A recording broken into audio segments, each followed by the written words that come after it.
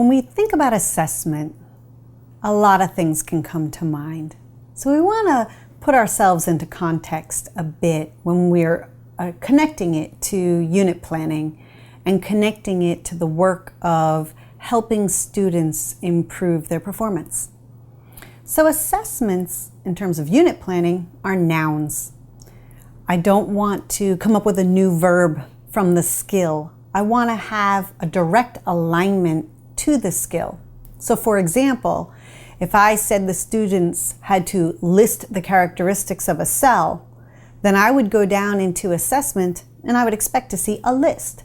And if I say that the students had to compare and contrast the plant cells and animal cells, then when I go down to the assessment box in the unit plan, I would expect to see maybe a Venn diagram or a T-chart, but a comparison. So there's a tight alignment between the skills and assessment. But what is the point of the assessment? What is its fundamental purpose? The assessment is evidence. It's evidence of the curriculum. I'm not really worried about grading at this point. I'm not worried about weighting things or having it be something that produces something for a report card. I want evidence of the curriculum. It comes in two forms, either a tangible product or a performance, an observable performance. So it might be something where the child performs a speech on a stage, or it might be an essay, or it might be a bench they built. So in this sense, the first thing we think about is it a tangible product or a performance that's going to be the evidence of the skills and the thinking, maybe an essential question, in the curriculum. The point of assessment in this work is to provide feedback to the learner. The truth is, a teacher cannot improve a student's performance. Have you ever tried to force a child to learn something? It's an awkward experience for you and for them. The only one who can actually improve their performance is the learner, the student. So teaching is an invitational art, and assessment is the way that we give feedback to the learner so that they have enough information to actually improve their performance. When we think about assessment as feedback for the learner, it challenges our thinking about what we're doing in terms of standardized testing. And I'd like to talk about that a little bit. With standardized testing, it's important information, but it's not information designed to give feedback the way the assessments in a unit plan do. Standardized testing is very effective for giving faculty an idea about their program. And if you read the actual introductions to standardized tests, that's what they say they're for. So it's really in society and in our profession that we have started to commit malpractice with standardized test data.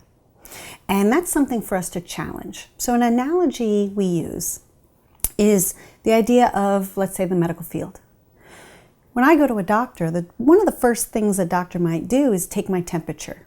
It's important information. An elevated temperature can correlate to a lot of different things that my doctor would want to start giving me a prescription for. So if I go to my doctor and I have an elevated temperature, he's going to ask some questions. They might say, well, are you experiencing flu-like symptoms? If yes, now the prescription is clear. If no, I need to do more tests and find out more information. If I have an elevated temperature and I don't have flu-like symptoms, well, that can correlate to an active tumor growth.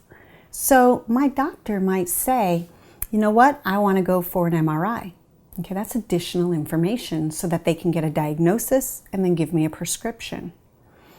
I wouldn't feel comfortable going to a doctor who says, you know what, taking your temperature is an easy, inexpensive test.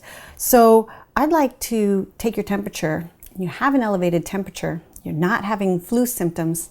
MRIs are expensive and take a lot of time. You know what? I'd like to start chemo on Thursday.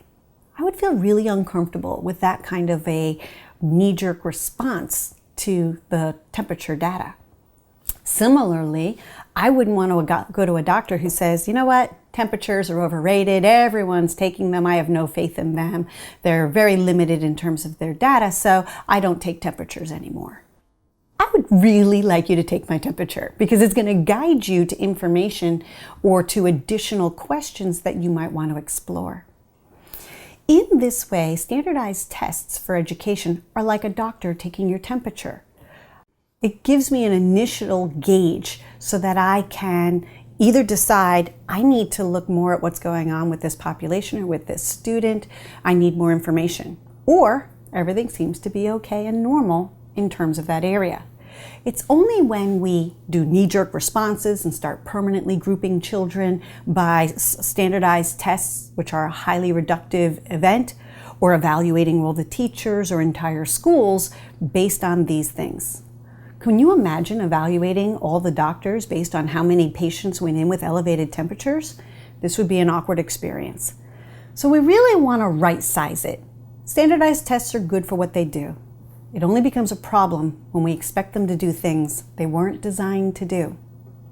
So when we say assessment, we want to make sure we're focusing on assessment that is feedback to the learner. We want to think about assessment and evidence as the diagnosis and prescription relationship between the practitioner, the teacher, and the learner, the patient. And at all times, any assessment that we give, we want to make sure it's giving us high quality information so that the patient or the student can actually improve their health, their learning.